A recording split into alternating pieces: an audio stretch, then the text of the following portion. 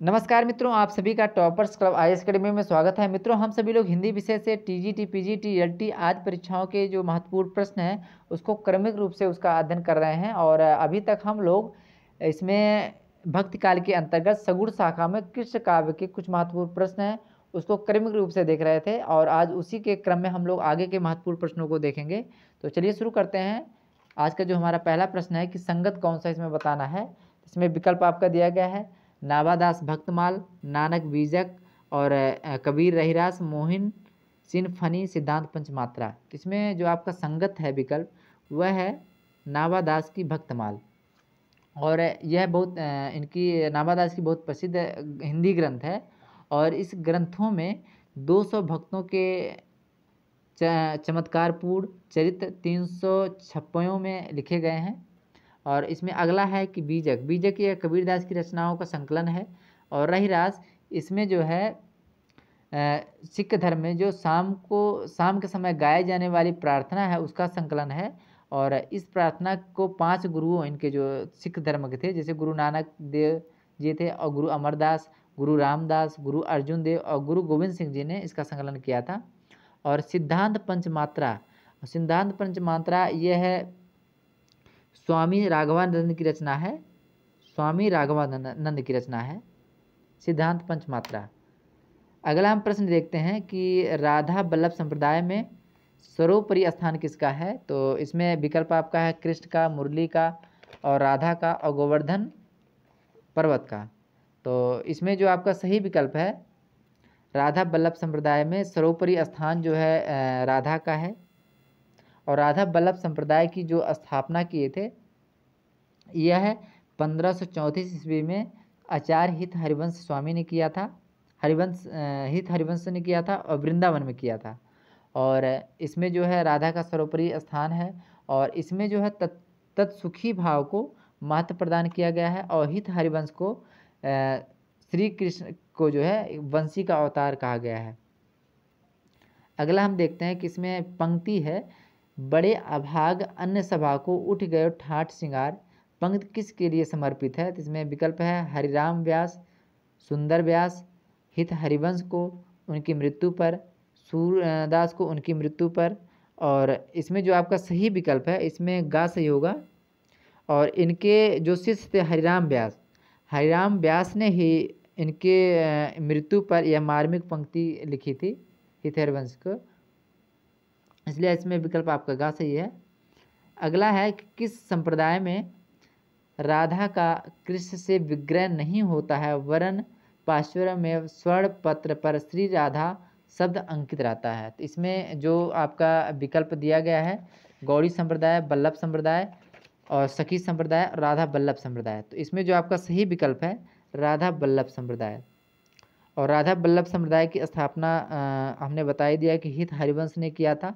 और इसमें जो है इसमें जो है राधा बल्लभ संप्रदाय में इनके मंदिरों में श्री कृष्ण के साथ राधा का विग्रह नहीं होता है, और श्री कृष्ण के वाम भाग में वस्त्र निर्मित गद्दी होती है जिस पर स्वर्णिम अक्षरों में ताम्रपत्र पर श्री राधा शब्द अंकित होता है, और इसे ही हम लोग उसमें गद्दी सेवा कहा जाता है, इसलिए आपका विकल्प का सही होगा। और हम इसमें देख लेते हैं जो इसके प्रवर्तक हैं, जो गौड़ी संप्रदाय हैं इनके प्रवर्तक चैतन्य महाप्रभु जी हैं।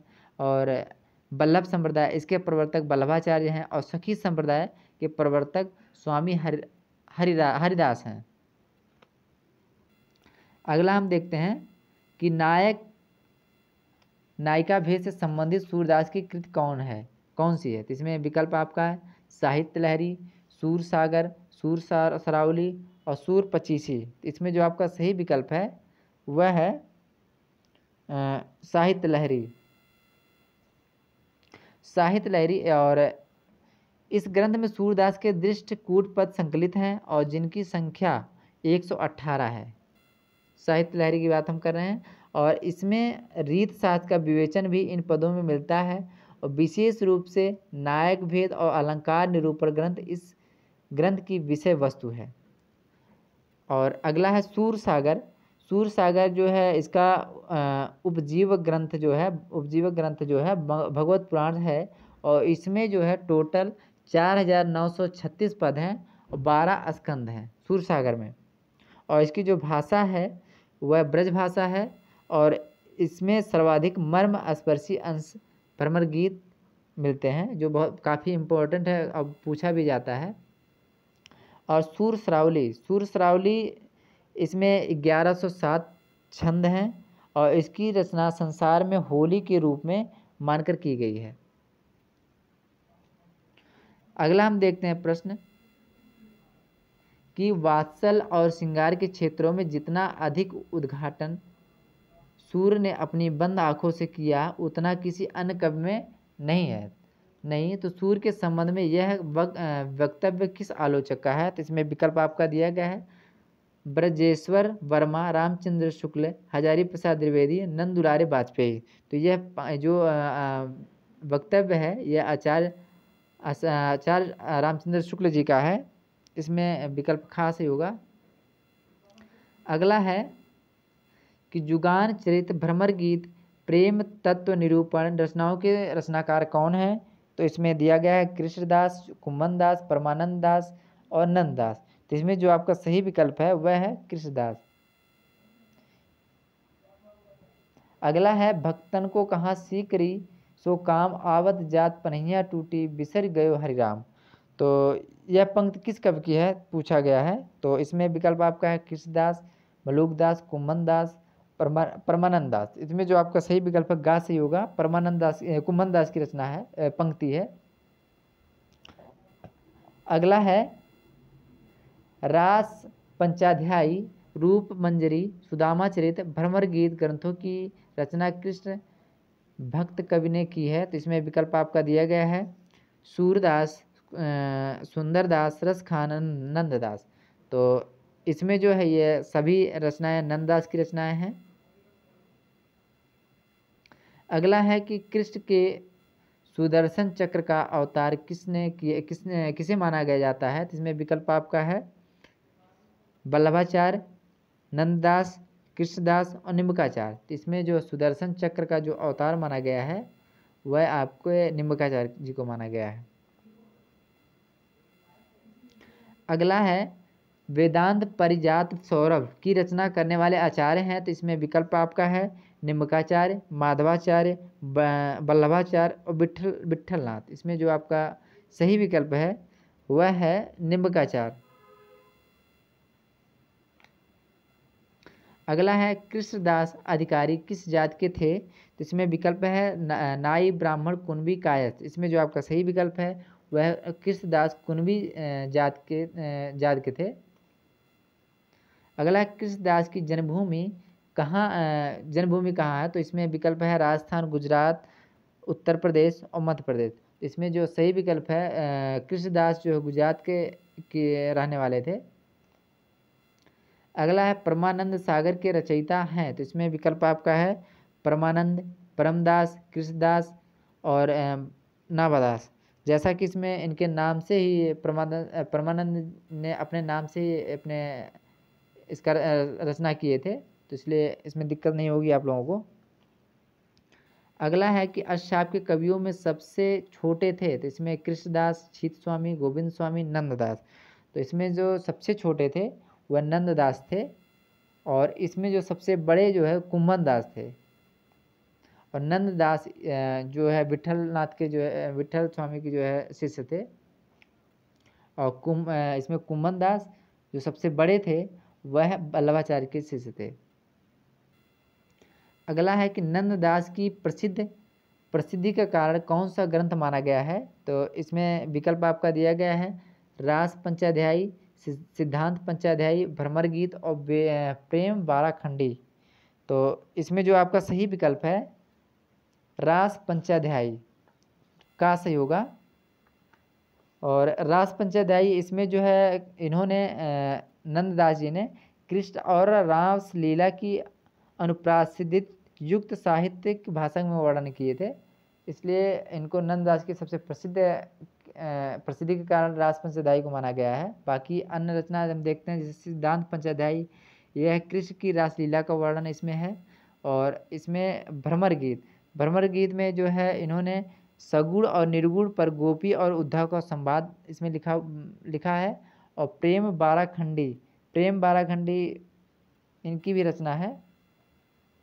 अगला हम देखते हैं कि राधा कृष्ण की युगलोपासना का विधान किस संप्रदाय में है। तो इसमें विकल्प आपका है वल्लभ संप्रदाय, रूद संप्रदाय, श्री संप्रदाय और निम्काचार संप्रदाय। तो इसमें जो आपका सही विकल्प है वह निम्काचार संप्रदाय में। अगला हम देखते हैं कि राधा वल्लभ संप्रदाय में त्रिकुटी पर तिलक के बीच बिंदी किसका प्रतीक है। तो इसमें विकल्प है कृष्ण का, राधा का, गोपी का, मुरली का। तो इसमें जो सही विकल्प आपका है वह त्रिकुटी के बीच जो तिलक है वह राधा का प्रतीक है। और इसमें जो है तिलक के सीधी रेखाओं को कृष्ण के रूप में और काली जो बिंदी को राधा का प्रतीक माना गया है। अगला हम प्रश्न देखते हैं, कृष्ण को रस रूप में और राधा को रत रूप में मान्यता किस संप्रदाय में मिली है। तो इसमें विकल्प आपका दिया गया है राधा वल्लभ संप्रदाय, सखी संप्रदाय, विष्णु सहिजिया संप्रदाय। तो इसमें जो आपका सही विकल्प है कि इसमें घा सही होगा। विष्णु सहिजिया संप्रदाय में कृष्ण को रस रूप में तथा राधा को रत रूप में मान्यता मिली हुई है। और इसमें जैसे राधा वल्लभ संप्रदाय है, इसमें हरिवंश स्वामी ने इसकी स्थापना की थी। वल्लभ संप्रदाय वल्लभाचार्य और सखी संप्रदाय की स्थापना स्वामी हरिदास ने किया था। अगला कि अष्टछाप के कवियों में विठलनाथ के शिष्य कौन है, निम्न में से कौन है। तो इसमें चतुर्भुज दास, सूरदास, कृष्णदास, परमानंद दास। तो इसमें जो आपका सही विकल्प है चतुर्भुज दास, ये विठलनाथ के शिष्य थे। और सूरदास, कृष्णदास, परमानंद दास यह जो है वल्लभाचार्य जी के शिष्य थे। अगला है कि इसमें पूछा कि नंददास का जन्मकाल कब हुआ था। तो 1530 ईस्वी में, 1505 ईस्वी में, 1533 ईस्वी में, 1520 ईस्वी में। तो इसमें जो आपका सही विकल्प है वह गा से होगा। 1533 ईस्वी में नंददास जी का जन्म हुआ था। अगला है कि शोभन नवनीत के लिए घुटरन चलत रेणु तन मंडित मुख दधि लेप लिए किए। तो इसमें पंक्ति किसकी है। तो इसमें विकल्प आपका है नंददास, सूरदास, रसखान, वल्लभाचार्य। तो इसमें जो आपका सही विकल्प है यह पंक्ति जो है कवि सूरदास की है। अगला हम देखते हैं कि मेरे नैना विरह के बेली भई पंक्ति किस रचना से ली गई है। तो इसमें विकल्प आपका है रास पंचाध्यायी, प्रेम वाटिका, सूरसागर और पदावली मीराकृत। तो इसमें जो आपका सही विकल्प है यह सूरदास की कृति सूरसागर से ली गई है। अगला है कहाँ करो बैकुंठ जाय, जह नहीं नंद जहाँ न जसोदा, नहीं जह गोपीर ग्वाल न गाय। पंक्ति किस कृष्ण भक्त कवि की है। तो इसमें विकल्प आपका है परमानंद दास, सूरदास, कुमन दास, नंददास। तो इसमें जो आपका सही विकल्प है का से होगा परमानंद दास की पंक्ति है। अगला है कि चंद्रहास अग्रज सुहृदय प्रेम पथ में पगे नंददास के संदर्भ में यह पंक्ति किसकी है। तो इसमें विकल्प आपका है गोकुलनाथ, सूरदास, नाभादास और नंददास। इसमें जो आपका सही विकल्प है गा से होगा नाभादास। अगला प्रश्न है कि जब ते प्रीत श्याम ते कीन्ही पंक्ति किसकी है। तो इसमें विकल्प है नंददास, मीराबाई और रसखान, परमानंद दास। इसमें जो आपका सही विकल्प है वह घा परमानंद दास की पंक्ति है। अगला है या लटकी अरु कमरिया पर राज तिहू पुर को तजी डारो पंक्ति किस रचनाकार कौन है। तो इसमें विकल्प है रसखान, नंददास, सूरदास और सुंदरदास। इसमें जो आपका सही विकल्प है यह रसखान की पंक्ति है। अगला हम देखते हैं कि इसमें है ये भी पंक्ति है कि शेष महेश गणेश दिनेश सुरेश मही निरंतर गाँव है। यह पंक्ति किस कृष्ण भक्त कवि की है। तो इसमें विकल्प है मीराबाई, नंददास, रसखान, सूरदास। इसमें जो आपका सही विकल्प है गा से होगा, रसखान की है। अगला है द्वयदशयस मधुमालती काव्य ग्रंथ किसके हैं? तो इसमें है छीत स्वामी, गोविंद स्वामी, श्री भट्ट, चतुर्भुजदास। इसमें जो आपका सही विकल्प है वह घा से होगा, चतुर्भुजदास। अगला है निम्न में असंगत है, इसमें देखना है कौन सा असंगत है। तो नंददास, रसमंजरी, भगवत मुदित, रसिक, अन्यमाल और हरिदास, दसम स्कंद और हित हरिवंश, राधा सुधानिधि। तो इसमें जो आपका सही असंगत विकल्प है वह है हरिदास, दसम स्कंद। और जो दसम स्कंद है यह श्रीमद् भागवत के जो है दसम के महापुराण से लिया का एक भाग है। तो इसमें जो असंगत है ये दसम स्कंद है। अगला हम देखते हैं असंगत कौन सा है, इसमें भी देखना है असंगत कौन सा है। इसमें नंददास, युगल शतक, हित हरिवंश, यमुनाष्टक, जगन्नाथ गोस्वामी, अनन्य सेवानिधि, ध्रुवदास, भक्त नामावली। तो इसमें जो आपका असंगत है यह है युगल शतक। यह नंददास की नहीं बल्कि यह श्री भट्ट द्वारा रचित निम्काचार्य संप्रदाय के आचार्य ब्रजभाषा की है और यह निम्काचार्य भाषा की प्रथम रचना भी है युगल शतक और श्री भट्ट की रचना है, इसलिए विकल्प आपका का सही होगा। अगला है कि इसमें भी असंगत आपको ढूंढना है कौन सा है। तो इसमें विकल्प है ध्रुवदास, हित सिंगार, मीरा, नरसी जी का मायरा, रसखान, प्रेम वाटिका, रहीम, मेहता जी की हुंडी। तो इसमें जो आपका असंगत है यह है घा सही होगा, रहीम दास की नहीं है मेहता जी की हुंडी, इसलिए विकल्प आपका घा सही हो रहा है। अगला हम देखते हैं असंगत कौन सा है। तो इसमें नंददास, सुदामाचर्य, ध्रुवदास, अनेकार्थ मंजरी, मीरा, राग मल्हार, रहीम, बरवै, नायिका भेद। इसमें जो आपका असंगत है यह है ध्रुवदास, अनेकार्थ मंजरी। यह ध्रुवदास की नहीं है, यह नंददास की एक पर्याय कोश रचना है, इसलिए विकल्प आपका खास सही होगा। अगला है गौड़ी संप्रदाय को चलाने वाले हैं। तो इसमें विकल्प है हरिदास, कृष्ण चैतन्य, रामानुज, श्री गदाधर भट्ट। तो इसमें जो आपका सही विकल्प है वह आपका खास सही होगा, महाचैतन्य महाप्रभु कृष्ण चैतन्य। तो इसमें हरिदास हैं, ये सखी संप्रदाय की स्थापना किए थे, रामानुज श्री संप्रदाय की स्थापना किए थे। अगला है कि किस संप्रदाय को टट्टी संप्रदाय के नाम से भी जाना जाता है। तो इसमें विकल्प आपका है राधा वल्लभ संप्रदाय, हरिदास या सखी संप्रदाय, गौड़ी संप्रदाय, पुष्टमार्गी संप्रदाय। तो इसमें जो आपका सही विकल्प है वह खास होगा हरिदास या सखी संप्रदाय को जो है टट्टी या टाटी संप्रदाय इसको बोला जाता है, टट्टी संप्रदाय या टाटी संप्रदाय।